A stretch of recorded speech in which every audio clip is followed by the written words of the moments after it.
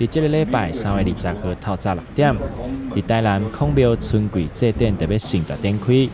典礼过程遵照古礼，台南的祭孔典礼是全台保存上完整的古礼祭祀科仪。去年因为疫情的关系，透过脸书直播的方式，让民众伫厝里买当参与着典礼。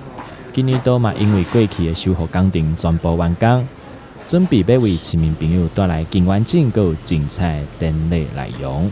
那这几年因为整个孔庙的工程在做修复，所以难免在祭孔的过程当中，都会因应工程有一些调整。那今年的春季已经是孔庙整个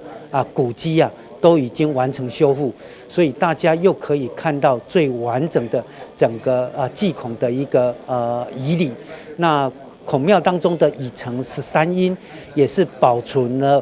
已经有超过150年这样子的一个历史，所以在整个雅乐的部分也是值得大家可以细细的来聆听、来了解，到底孔庙的祭孔的音乐是哪些。其中典礼嘛由中艺国小的学生为大家带来对古早所流传的来祭孔舞蹈6艺舞。